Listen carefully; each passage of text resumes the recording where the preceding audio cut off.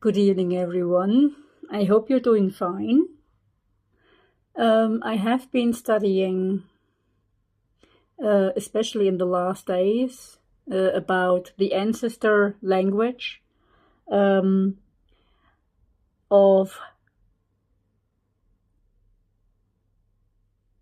both Proto-Indo-European and the Ural-Altaic languages. And I have come to one conclusion. I'd like to start and I'd like to share with you my hypothesis. So I actually think we need an urgent family tree. So this is my idea on the family tree. It is based on Indo-European and Ural-Altaic, both. The proto-form actually starts with the Proto-Bulgar Western Turkic language, with the Tatar language, I mean. So this Turkic language is the R branch of the Turkic languages. The words ending in R. So sorry. I hope you can see it. And like this. Yes.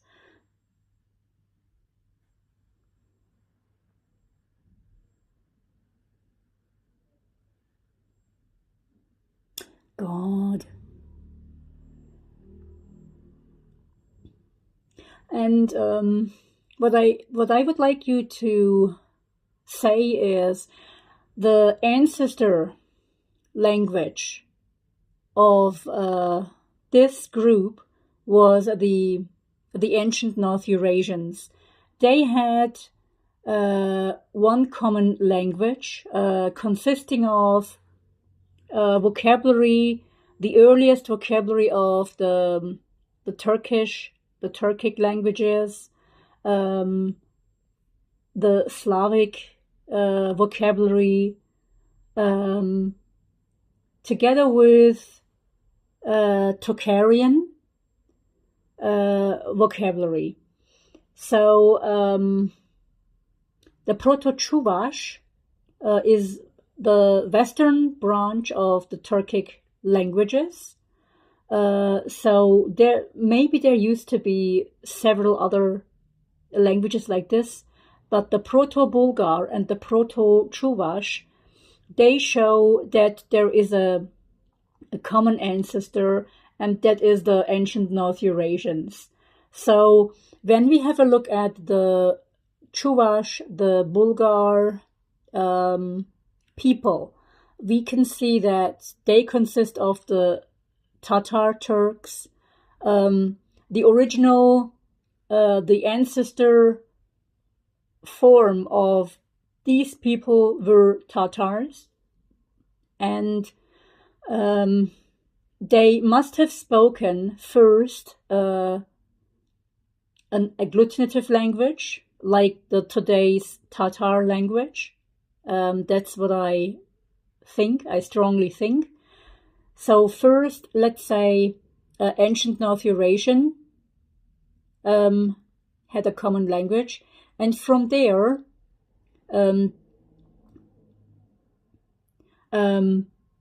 there was a certain mixture of Slavic words into the Tatar language, into the Proto-Tatar language, into the subject-object-verb language.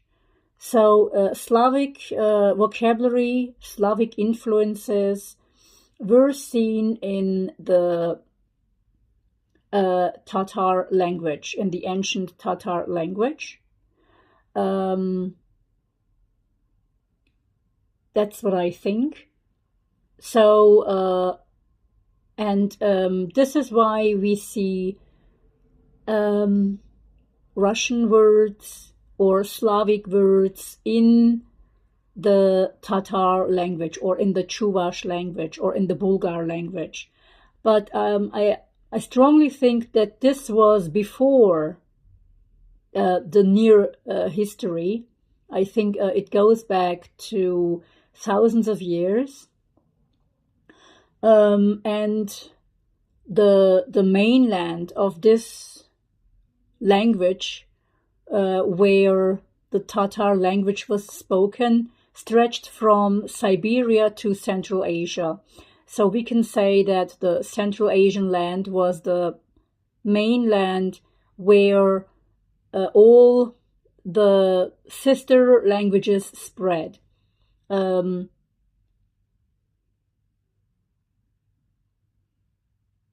later, several other branches of of Ural-Altaic languages were formed. So before the agglutinative languages had their shape, there was also a subject-object-verb language, but I think it also included the Slavic vocabulary. It was not Indo-European, but it included all this vocabulary. But the scaffolding was subject-object-verb, and most probably it was very close to the Tatar language. So, as I said, the first proto-language was Tatar, and I think the Proto-Scythians, the later cultures which derived from the ancient North Eurasians, they had a kind of ancestor language of the Scythians, of the horse people, because the Tatars were called also the people who rode horses. They consisted of the Kazakhs, the Russians, the Turkic peoples, the Turks, the Mongols, etc. So these regions actually were called all one name Tatar. So anyway, I'm here to explain the language and not the people, but I would like to mention one fact. So the Proto-Tatar language served to all the languages. It was the dominant language of the other languages as well, but later it split into Indo-European. That's what I wanted to say. So we also see that the Tatar languages were spoken in the Balkans later, in Hungary, in the Ural regions. That's what I wanted to add here. And mainly here we see the subject-object-verb form. So, and from here, from the mainland Central Asia, also the other sister languages derived, like Mongolian or Turkic languages, as we have today. Also the Finno-Ugric languages. They are all related with each other. So these were the branches of the Central Asian languages. So mainland Central Asia. And another thing is, when we look at the Slavic words, they consisted of the Indo-European words, the Russian words, etc. And the Tatar language itself was mainly comprised with the Turkic words, also with the Western Turkic words like chuvash or Old Bulgarian, Old Greek, Old Persian.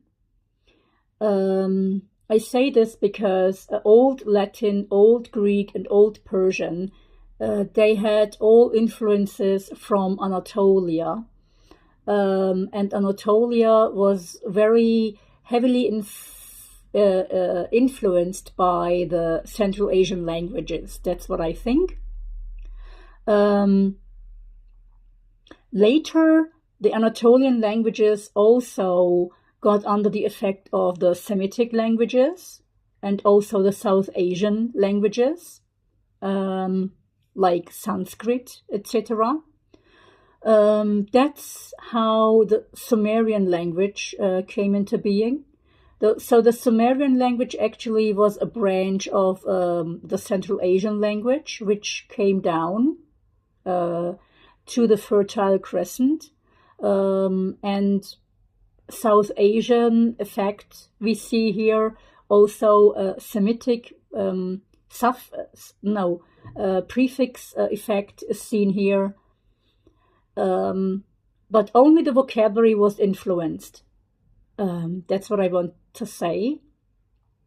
So the Anatolian languages, as well as Sumerian, Hittite, they had their main scaffolding of the Central Asian languages. So Hittite as well. They all had the subject-object-verb form, and they were highly agglutinative, with a little bit of Semitic prefixes. Oh, sorry. And also the Indian prefixes, because Indian, I don't know if Dravidian is included in this, but I think also Dravidian has prefixes. I'm not sure of that. So,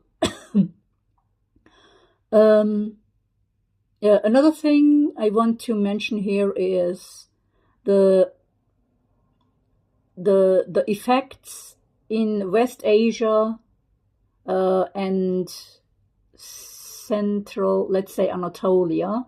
Here we see the Persian effect in the Anatolian languages, the Greek effect, and the Latin effect.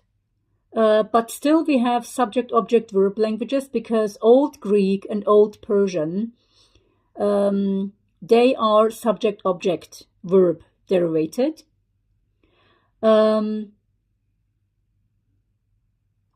Another thing is, I wrote down here, the Germanic languages, the Italian languages, and here we have the slight European languages here, the effect of them. When we have a look at the Germanic languages, we see a little flare of the Russian language, so the Slavic languages. So when we go further to Europe, they were very much under the effect of Russian. So I strongly think that the main languages of Indo-European was Russian, Proto-Russian, with lots of Proto-Russian vocabulary, Slavic vocabulary, and it all influenced the Indo-European languages. We call them Indo-European languages, but actually they are all Slavic origin. Germanic, I would say, was very much under the Russian language, under the effect of Russian language. And also Old Persian. That's what I can say, because it has slightly a Persian effect as well. So there might be a very late ancestry of Germans from West Asia, from somewhere through Anatolia, maybe to Europe, or they came together with the Russians because the Russians, they had lots of contact with the Turkic people and with Central Asia, etc. So it might be that the Germans, they have the same roots with the Russians. That's what I want to say. Or similar roots with the Russians. Sanskrit, I think, is also subject-object-verb language. So Sanskrit is very much in the south of Asia. And Sumerian, yes, it had Sanskrit effects as well. But the origin of Sumerian was actually Central Asia, the Urals and Central Asia, so a Siberian branch, which came down like Tocharian. Maybe they were the sister languages of Tocharian, I mean Sumerian, Tocharian.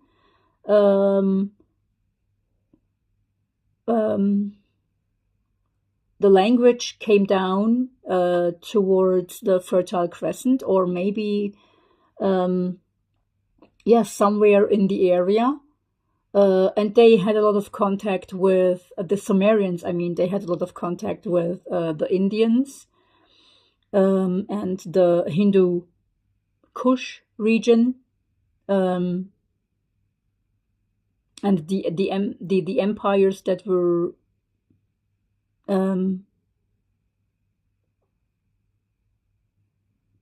formed there. So I can say the Anatolian languages actually are a mixture of Slavic words, Persian words, Old Persian words, within the Sumerian structure. And later the Sumerian structure gave way to the Hittite structure. I also think that Old Greek and Old Persian are not that different from the Anatolian languages. The Anatolian languages, they gave way to Old Greek and Old Persian. And when I hear a Persian person talking, or when I hear an Indian or an Arabic person talking, I can make out 50% of what they are talking, because the vocabulary is approximately the same. There are many words, there are many Turkic words or Anatolian, let's say, Old Sumerian words or Hittite words in Greek and also in Persian. So this doesn't make Hittite Indo-European or Sumerian Indo-European. I still believe that these were the main languages that were under the influence of Persian, of Greek languages, but this doesn't make them Indo-European languages.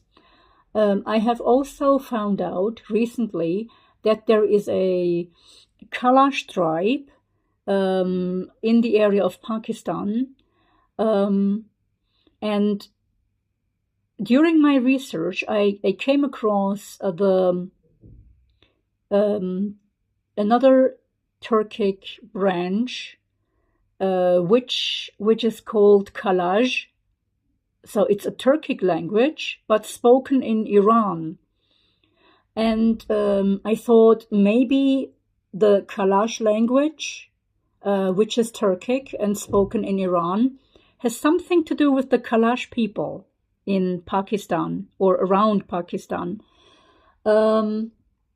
Because the Kalash people, they celebrate the yogurt festival. They have the same customs. They have similar customs like the Turks in the Taurus Mountains. They live high above the mountains, and they have the same house structures, the same constructions, like the houses that were built in Çatalhöyük and in the Taurus Mountains, my hometown. So I actually think that all these are related. So later, I mentioned the R branch of Turkish, right? Like the chuvash or Old Bulgarian, they have the R branch, and I know that the R branch, which they call Lir Turkic, so the Lir Turkic actually affected also Old German. So if this is true, I must say that they had a common ancestor before they came to Central Asia. Maybe it was further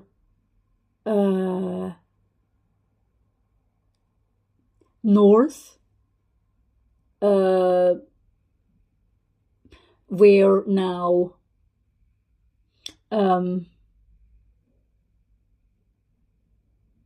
Northern Eurasians live. So most probably they came together down with this mixture of vocabulary. I mean the Lir Turkish, and also Russian words, German words. I mean old Russian, German, everything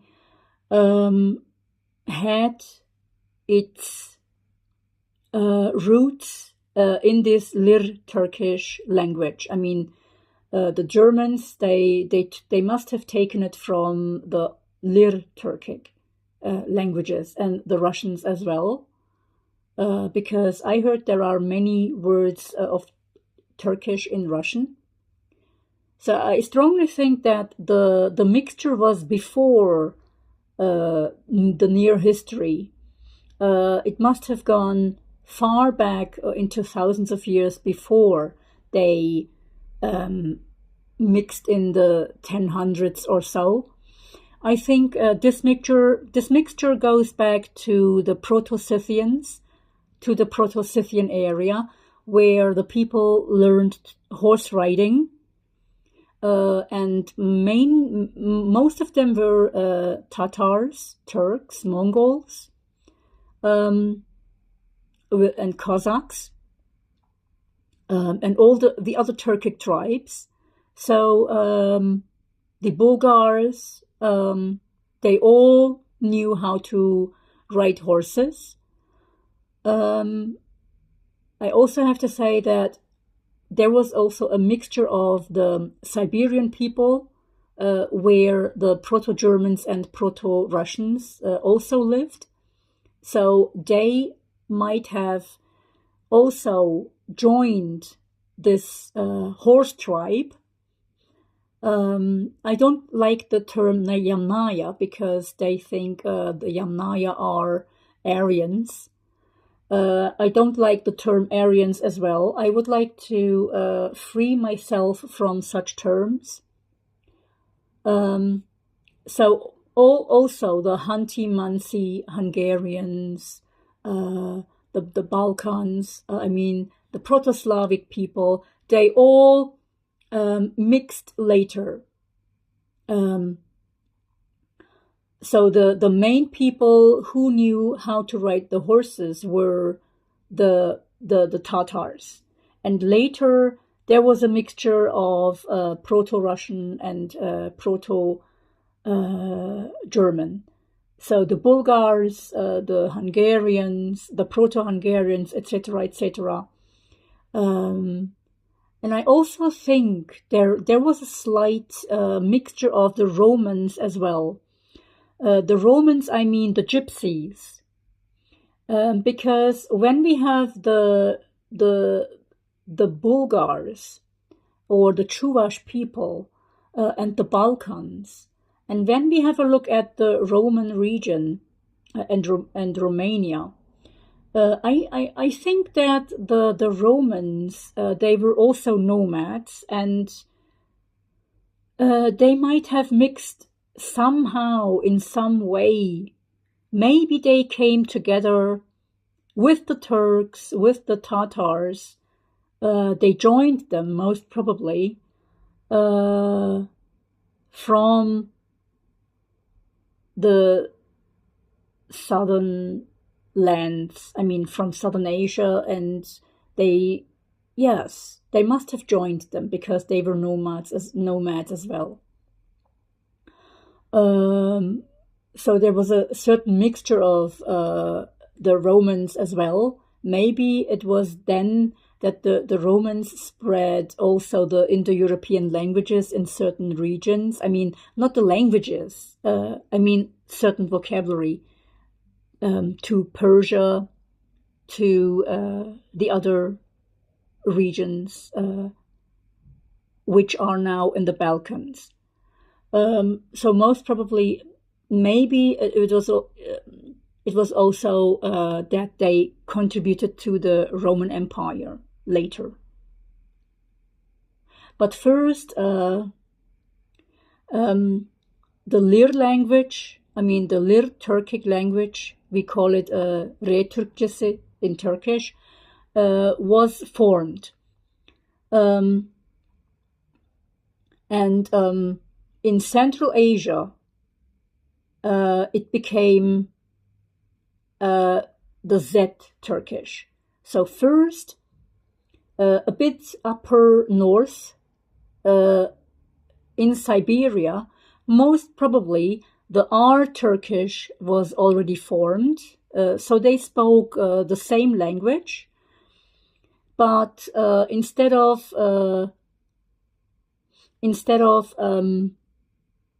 it had a slight shift into the Z in Central Asia. So as people came, or let's say they had several regions spoken, it was like German and Dutch. Imagine it that way. So the Z Turkish was spoken in the areas of Central Asia, West Asia, where now Persia is, and Anatolia as well, and also East Asia. So it stretched from, the same belt. It was the same belt. So the Z Turkish was at the same belt. And towards the southern parts of Asia, not exactly the southern parts, but around Afghanistan and Pakistan and the Fertile Crescent, the Turkic branch, the Z Turkic branch, and also the R Turkic branch had a slight mixture with Semitic and also Slavic influences, Slavic and Semitic. So Semitic vocabulary came from the Arabian Peninsula, most probably from the ancestors of the Arabs and Jews who came down into the Fertile Crescent. Yes, because the language took, as I said, prefixes. And there was also an effect from Southern Asia because they had connections with these people, the Sumerians. Okay. So, now coming down, to summarize, there was the proto-language, which consisted of Ugric and Turkic words. It was a subject-object-verb language. This was both the ancestor language of the Indo-European languages and the Ural-Altaic languages, but it was mainly Ural-Altaic. It was a subject-object-verb language. The people who spoke this language were the Tatars, the Proto-Tatars, and the Tatars, including the Finns, Hungarians, Turkic people. The part of the Russians, the Bulgars, and the Chuvash people, the Western Eurasian people. The Western Eurasian Turkic people, like the Bulgars and the Tatars and that area, which went until Finland, I guess. So that area. So it was all Ugric and Turkic, and it split. Now, how did it split? It split when the Slavic vocabulary entered it later. So Slavic vocabulary entered the Ugric and Turkic vocabulary, and we can say then that the Slavic languages formed the Indo-European languages later, and they all carried the Turkic and Ugric vocabulary with them, because we have so many common vocabulary that we have. So you see all the Turkic vocabulary in the Central Asian languages. Imagine Central Asia. I'm going to show you the map as well later. And I'm going to explain the split, how it went down. So here we have the split later, and the Indo-European languages were formed. But first, the original form, of course, remains in Asia. Let's say, Persian, Greek, Old Persian, etc. They all have their scaffolding, their structure, which is subject-object-verb. It hasn't changed. Indian also has subject-object-verb. So no Semitic influences from the structure yet. The influences of the Semitic languages, they are seen in Europe. So I think somewhere in Africa or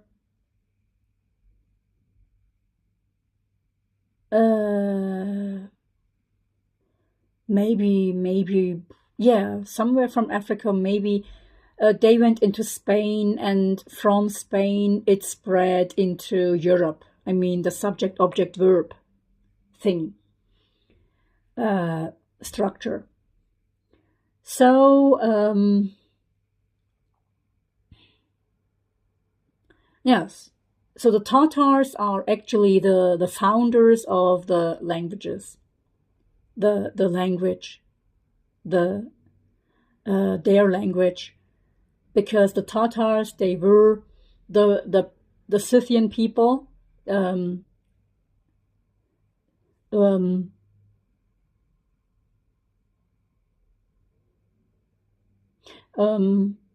when we say Tatar, of course, you include the old Bulgarians, the Hungarians, the old Hungarians, and the Huns, the Mongols, the Kazakhs, all these Turkic tribes.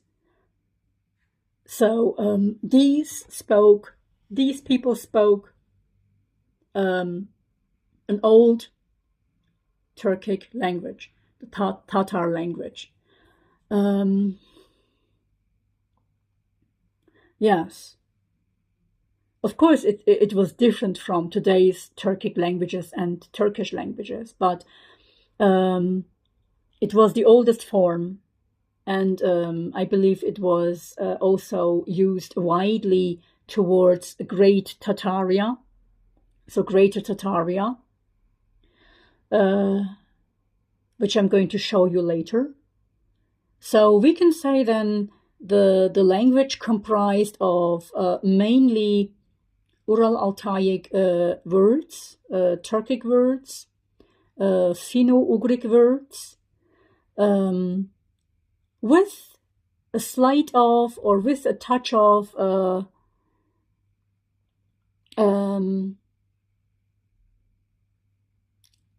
Slavic influences and later Semitic influences. Yes, only later when they were introduced with the Semitic tribes, slowly the shift of the structure became subject, verb, object. That's what I think. I hope you can see this. So, yes.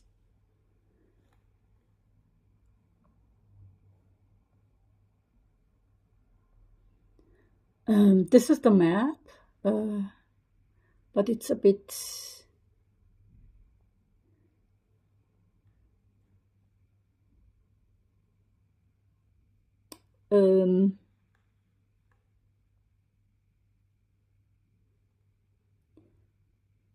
a bit confusing. So here we have Siberia. You see it? Here we have Tartaria, or say Tataristan, we call it now, Tataria. We have Mongolia, again Tataria, again Tataria, right? It stretches from the North Pole, I would say, from Finland, North Pole, all Siberia, down to China. So here we have China, you see. And here we, Tataria starts. So Tataria, the Mongolia, now they separated all of them. I mean, they were one part because they rode horses, and the tribes that rode horses were all called Tatars. So the Kalmuks, you see here, they are all Turkic tribes. They are all Turks. Bulgars here. Tatars. Here we have Moscow. Okay, so here there were slightly Slavic influences. That's what I want to say. But the mainland spoke, of course, Turkic. So it must be also, of course, a Scythian language. The Scythians must have spoken a kind of Tatar language, the oldest Tatar language.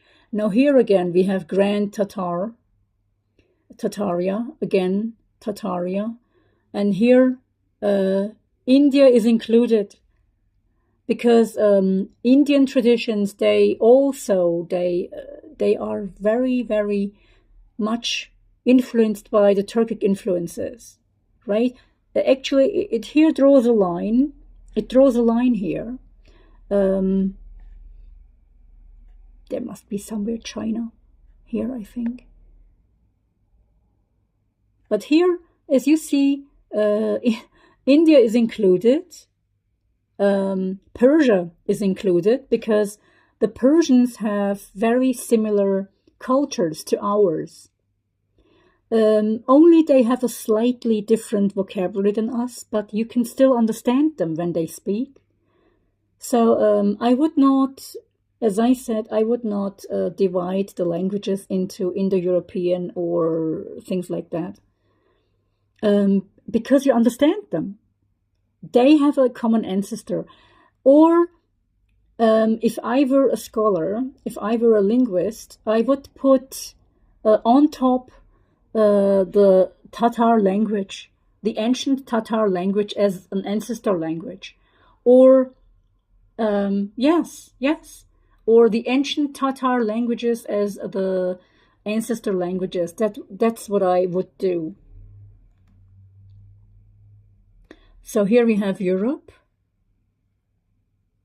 and here it starts actually, Tatar, right?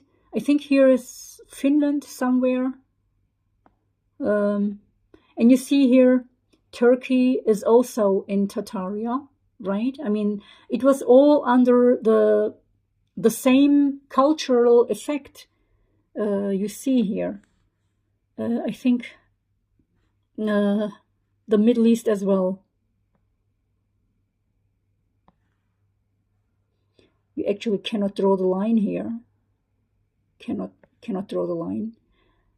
So, and then it says, very important, a mythical empire located in northern and central Asia, stretching eastwards from the Caspian Sea and the Ural Mountains to the Pacific Ocean, inhabited by, I don't like the word Aryan, but if you want, okay, the Aryan Turkic, I mean, not Aryan, but I would say inhabited by the Slavic Turkic, right? Because these people, they were speaking a Proto-Slavic language, which was influenced by the Turkic languages a lot. I mean, with the Tatar languages. So the people who lived there were actually Slavic, Proto-Slavic people. I mean, the Russians, the ancient, the Proto-Russians, etc. They were all Slavs, right? So I would call them actually by their race or by their tribes. But when you say Aryan, it is discriminating. I wouldn't want to call them that. So there was nothing like religion yet. I would say they were all either Buddhists or Hinduists or shaman, Tengriists, people like that. There was no ethnicity actually. It was all similar ethnicities. And they all had either a similar background. They weren't defined yet. So the Russians could ride horses, the Proto-Russians, the Kazakhs could ride horses, the Ukrainians, and all of them, they had a similar traditional lifestyle. So when you have a look at ancient Central Asia and ancient Anatolia, and the way they wore their clothes, you see it is very similar to today's.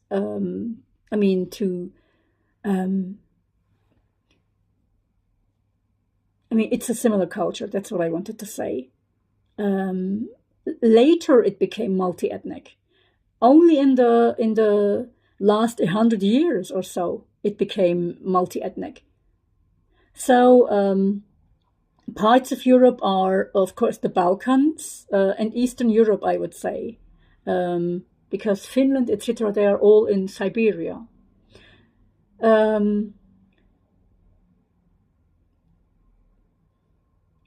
Okay, so yes, I think I have to end it soon. Maybe I'm going to make a second part of this. So I don't want to call them religions yet, because there was an ancient belief system. This is the near history. I would like to go back, far, far back, thousands of years back, where there was no Christianity yet. There were Tengriists, there was animalism, and after that, there were Buddhists, Hindus. Okay, later there were Muslims, Christians, etc. It doesn't say Jewish people here. So the Jews, most probably, they derived later. So, yes, I'm sure that they lived in peace in Tataria. This was the law of equality, it says here. And their language was Tartarian. So this was their language until the 15th century, including including all the Turkic languages. I mean, the Seljuk language, the Ugric language, the Oğuz language, the Oghur branch, and all the other Turkic branches, they were all the Tatarian languages. Turkic languages, Tatarian languages are the same.